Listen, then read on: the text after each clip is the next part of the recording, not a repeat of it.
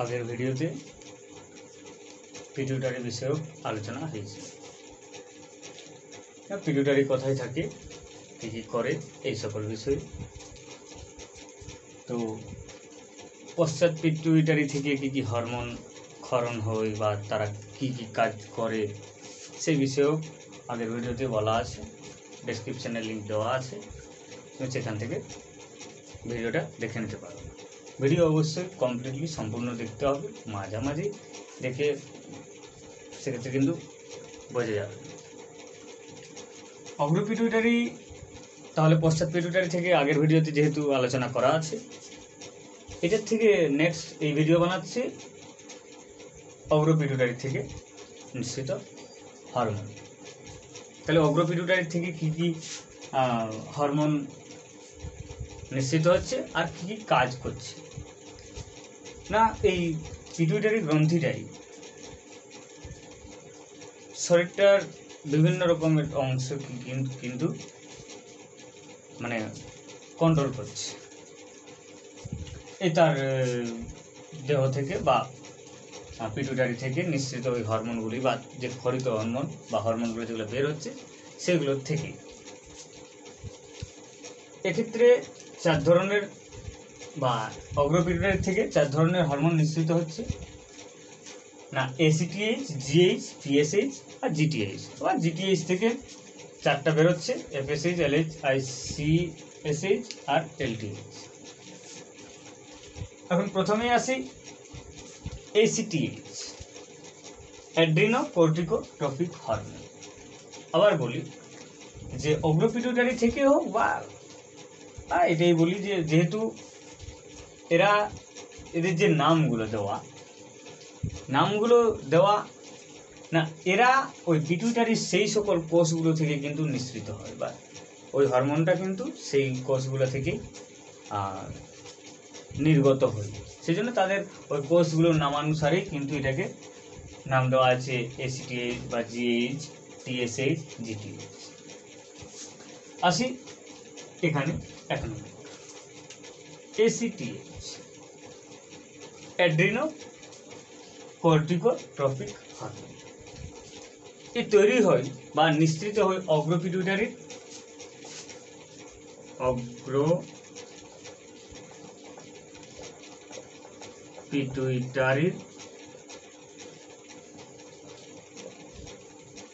কর্টিকোট্রপ কোষ থেকে, কর্টিকোট্রপ সেল বা কর্টিকোট্রপ কোষ থেকে। তাহলে এসিটিএইচ আমার নির্গত হচ্ছে কোথা থেকে না, অগ্রপিটুইটারির কর্টিকোট্রপ কোষ থেকে।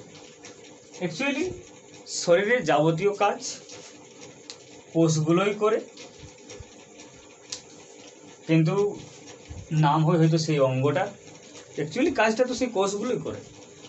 যেরকমভাবে আমরা দেখি যে অমুক কোম্পানির এটা, অমুক কোম্পানি কাজ করেছে, এটা অ্যাকচুয়ালি কাজ করে কারা, সেই লোকজন আমাদের মতো মানুষই তো কাজ করে, কিন্তু লোগো কার থাকে না, অমুক কোম্পানির মাল। বা যদি অ্যাকচুয়ালি কাজটা করে হয়তো যন্ত্র, কিন্তু আমরা নাম দিই যে না এটা আমি করেছি। এবার আমি হাতটা দিয়ে তো এরকম লিখতে পারি না, আঙুলটা দিয়ে এরকম করে কলমটা লিখছি, তো সেরকম কাজ একজনে করে, নাম আরেকজনের, সেই অনুসারে এরকম।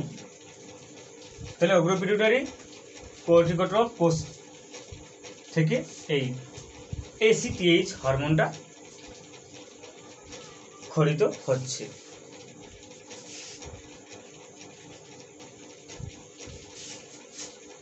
তো এই হরমোনটা করে কি, এই এসিটিএইচ আমাদের যে বৃক্ক আছে, বৃক্ক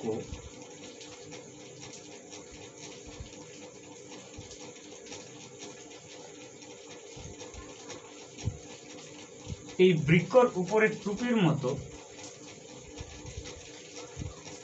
গ্রন্থি থাকে, অ্যাড্রিনাল গ্রন্থি, অ্যাড্রিনাল গ্রন্থি। ওর কি করে না, এর কর্টেক্স অঞ্চল বা বাইরের যে এর আকার আকৃতি সেটাকে কী করে নিয়ন্ত্রণ করে, যাতে বেশি বাড়ে না বা বেশি কমেও না। এইরকম যে একটা মোটামুটি শেপ টুপির মতো আকারে থাকে এই বৃক্ষের উপরে। তো এই অংশটাকে কী করে, বাইরের অংশটাকে যাতে অনেকটা বড় না হয় বা অনেকটা ছোটও না হয়, ঠিকঠাক মোটামুটি একটা সাইজে কে করে না এই ACTH হরমোনটা করে। এই হরমোনটা যদি বেশি পরিমাণে ক্ষরণ হয়, যতটুকু আমাদের শরীরে প্রয়োজন তার থেকে যদি বেশি হয়, তাহলে এই কুসিং সিনড্রোম দেখা যায় বা কুসিং বর্ণিত রোগ আমাদের দেখা যায়।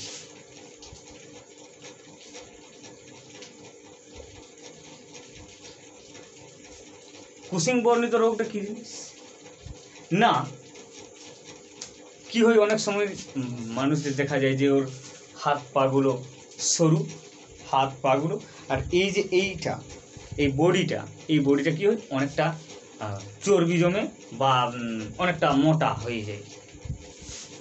কি হয় না চামড়াটা অনেকটা নরম হয়ে যায়, হাড়গুলো যেগুলো সেগুলো অনেক দুর্বল হয়ে যায়। এরকম রোগ বা এরকম লক্ষণ প্রকাশ পাওয়া যায়, বা ব্লাড প্রেশারটা হাই হয়ে যায়। এরকম নানা রকম কারণ কিন্তু আমরা এই কুসিং বর্ণিত রোগের দেখতে পাই। তাছাড়া এটার একটা প্রধান বৈশিষ্ট্য বলতে পারি এই রোগটার, না শরীরে পিঙ্ক বা পার্পেল কালারের ছোপ পড়ে বা দাগ দেখা যায় গায়ে, পেটে, বিভিন্ন শরীরের নানা জায়গায় এই কালারটা, সেই কালার পিঙ্ক কালার বা পার্পেল কালারের এরকম ছোপ পড়ে যায়। এই রকম রোগ লক্ষণ প্রকাশ পায় এই কুসিং বর্ণিত রোগ। এই জিনিসটাকেই বলে, যেহেতু বেশি ক্ষরণ যদি ACTH হরমোন যদি বেশি পরিমাণে ক্ষরিত হয় তাহলে।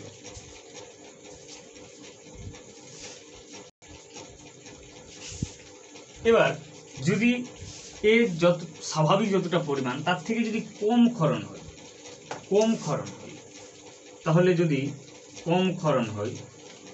তাহলে এডিশন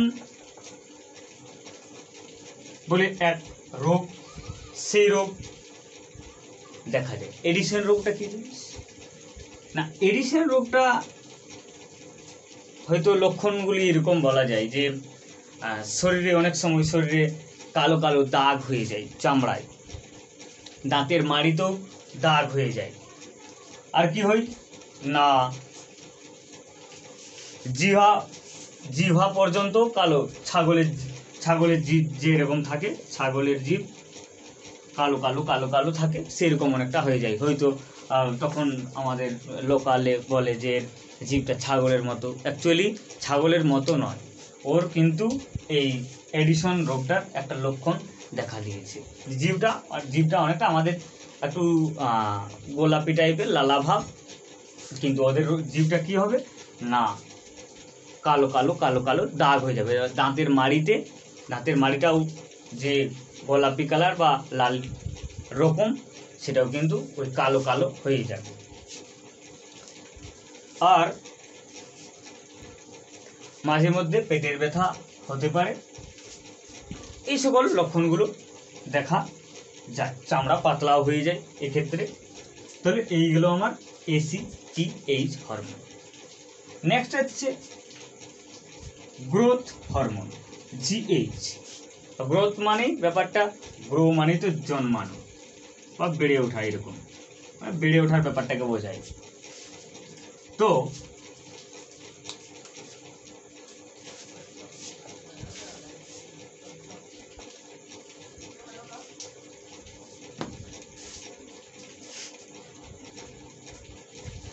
অগ্রপিটুইটারির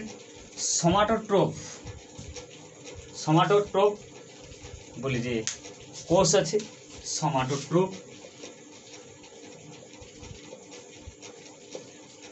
সেই সোমাটোট্রোপ কোষ থেকে এই হরমোনটি কি হচ্ছে, নিঃসরণ হচ্ছে। সোমাটোট্রফ, যেহেতু বললাম যে গ্রো, জন্মানো বা বেড়ে ওঠা, তাহলে এই হরমোনের প্রধান কাজই হচ্ছে ওই মানুষের বৃদ্ধি ঘটানো। এই কী করে না, প্রোটিন সংশ্লেষ করে এবং সঞ্চয় করে, মানে প্রোটিন অ্যাকচুয়ালি তৈরি করে, আর কি করে না সঞ্চয় করে ধীরে ধীরে এই যে আমাদের শরীরের ফিগার, সেই ফিগারটাকে বাড়ায়। অস্থি, তরুণাস্থি, বা এই যে হাড় বা এই যে কানের এই জিনিসটাকে, এই যে এইটাকে বলা হয় তরুণাস্থি, ফ্লেক্সিবল যে হাড় সেইটা। তাহলে এইগুলোকে কি করে না বাড়ায় বা এগুলাকে স্ট্রং করতে অনেক সময় সাহায্য করে। তাহলে যদি এর লেভেলটা বেড়ে যায়, যদি এই যে এ তো ওটাকে হ্যান্ডেলিং করছেই শারীরিক বৃদ্ধির ব্যাপারটা, তো যদি এর লেভেলটা বেড়ে যায় বা ক্ষরণটা বেড়ে যায়, তাহলে ক্ষরণ যদি বেশি হয়, তাহলে ছোটদের ক্ষেত্রে, ছোট বা ছোটদেরই বলি,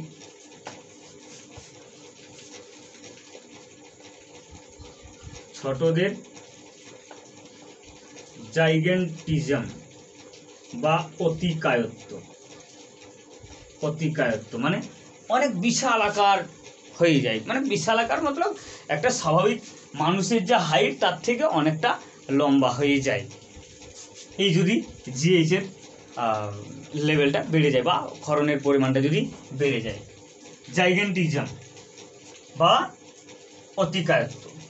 আবার বড়দের কি হয় না, বড়দের অ্যাক্রোমেগালি, অ্যাক্রোমেগালি, অ্যাক্রোমেগালি, এটা বড়দের। ছোটোর সময় যদি এই হরমোনের ক্ষরণ বেড়ে যায়, তাহলে কিন্তু ওই ছেলেটা বা মেয়েটা অনেকটা উঁচু বা অনেকটা লম্বা হয়। যদি বড় একটা প্রাপ্তবয়স্ক যদি অবস্থায় এই হরমোনের পরিমাণটা বাড়ে জিএইচের, তাহলে অ্যাক্রোমেগালি বলে এক ধরনের রোগ হয়। অ্যাক্রোমেগালি রোগটা এরকম দেখবে, অনেকের দেখতে পাওয়া যায় যে ওর মুখে যে শেপ বা স্বাভাবিক কীরকম, যে এটা অনেকটা বেড়ে যায়, মুখটা দেখতে অনেক সময় কি বলা যাবে না, এই যে এটা হয়তো অনেকটা বেড়ে যায়, এটা এদিকে বার হয়ে যায়,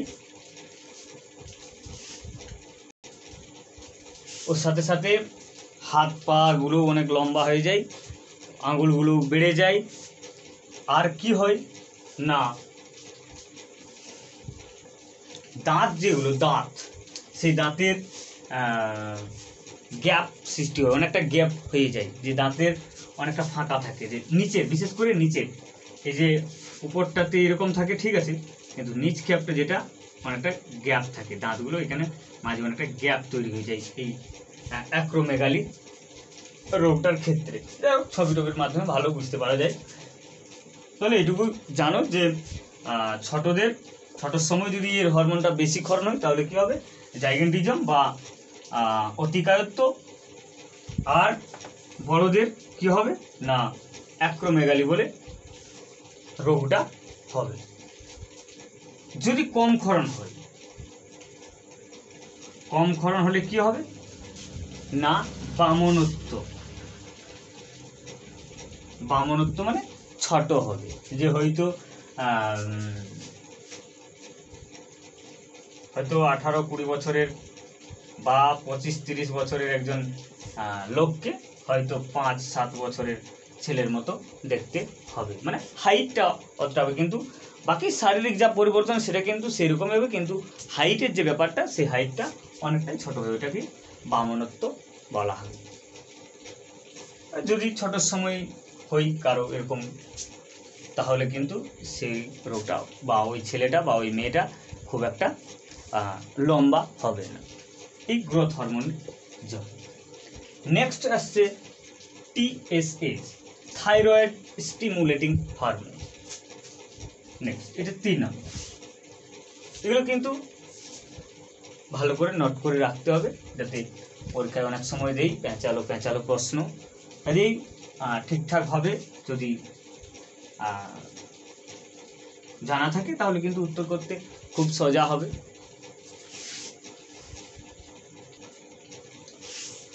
তাহলে এই থাইরয়েড স্টিমুলেটিং হরমোন যেটা, সে অগ্রপিটুইটারি থাইরোট্রপ কোষ থেকে নিঃসরণ হচ্ছে। তো এই লোকটা করে কি, টিএসএইচ আমাদের গলার এইখানে ঠিক এই যে ট্রাকিয়া আছে, ট্রাকিয়া, ঠিক ওই ট্রাকিয়া এইরকম ভাবে থাকে। ওই ট্রাকিয়ার দুপাশে এইচ আকৃতির একটা গ্রন্থি আছে এইরকম, যেটাকে বলে থাইরয়েড গ্রন্থি। থাইরয়েড গ্রন্থি, সেই থাইরয়েড গ্রন্থি কি করে না, এর বৃদ্ধি বা এর যেটা স্বাভাবিক যতটা বাড়ার সেটাকে কন্ট্রোল করে। এর যদি একটু হয়তো অবহেলা করে তাহলে এটা কি হয়, অনেক সময় ওই যে গলগণ্ড রোগে থাইরয়েড গ্রন্থিটা বেড়ে যায়, এখানে গলা ফুলে যায়। তো সেই থাইরয়েড গ্রন্থি থেকে এই থাইরয়েড গ্রন্থি কি করে না, স্বাভাবিক বৃদ্ধি বা বিকাশের কন্ট্রোলটা করে, নিয়ন্ত্রণ করে টিএসএইচ।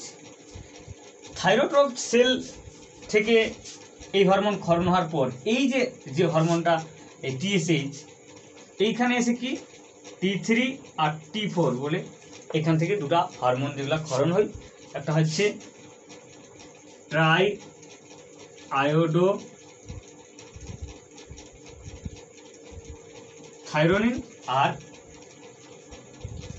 টেট্রা আয়োডো থাইরোনিন বা থাইরক্সিন, T4 থাইরক্সিন। এই দুটো হরমোন কি করে না, ক্ষরণে এই আবার একে খোঁচা মারে যে এই বাবু তোমার নিজের যেটা কাজ তুমি সেই কাজটা করো, যে এই দুটো হরমোনকে তুমি নিঃসরণ করো বা ক্ষরণ করো।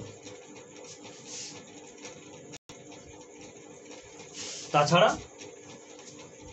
এই থাইরয়েড গ্রন্থি যখন পড়ানো হবে তখন আরও ডিটেলসে জানানো হবে। তাহলে এই টিএসএইচ কি করছে না, এর বৃদ্ধি নিয়ন্ত্রণ করছে থাইরয়েড গ্রন্থির, যাতে স্বাভাবিকের থেকে বাড়া কমা না হয়। এবার যার শরীরে এর প্রবলেম দেখা দেবে বা ঠিক মতো ক্ষরণ হবে না বা বেশি ক্ষরণ হবে, সেক্ষেত্রে এর সমস্যা হবে। এটার থেকে শারীরিক বিভিন্নভাবে লোকেদের বিভিন্ন রোগে ভুগতে হয়। তো যেহেতু এ আবার খোঁচা মারে একে T3 T4 নিঃসরণের জন্য, যেহেতু এর কাজ হচ্ছে এই T3 T4 এই জাতীয় হরমোন নিঃসরণ করা, সেই জন্য এই দুটোকে হরমোন ক্ষরণ করার জন্য সে কিন্তু খোঁচা মারতেই থাকে। Next GTH, gonadotropic hormone.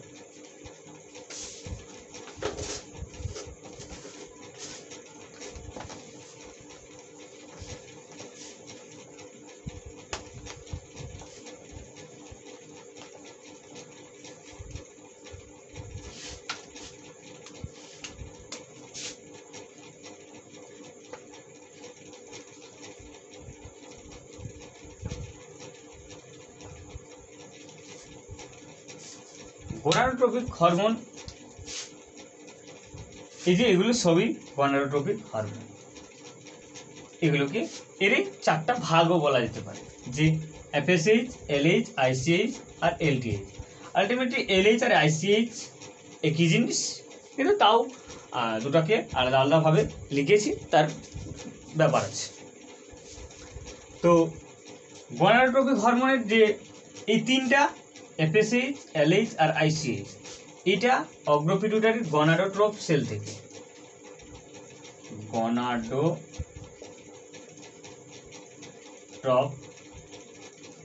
কোষ থেকে কি হয় না, এই তিনটা হরমোন নিঃসরণ হয়। আর এই যে এলটিএইচ বা প্রোলেকটিন, এটা কি হয় না, ল্যাক্টোট্রপ সেল থেকে বা ম্যানোট্রপ, ল্যাক্টোট্রপ বা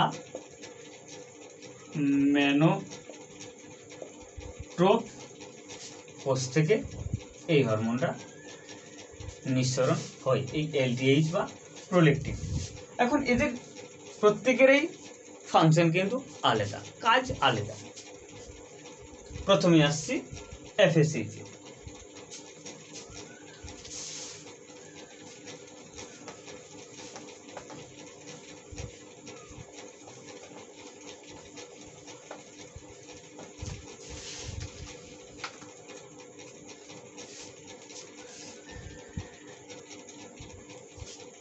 তাহলে প্রথমে এফএসএইচ, ফলিকল স্টিমুলেটিং হরমোন। এ বেশিরভাগটা কাজ করে স্ত্রী দেহে, আর পুরুষ দেহেও নিঃসরণ হলেও খুব একটা এর কাজ নাই, তবু কিন্তু কিছু একটা কাজ আছে, একটুখানি, খুব একটা নাই। তো এ কি করে স্ত্রী দেহে, যে ডিম্বাশয়ে যে ডিম্ব তৈরি হয় বা সেই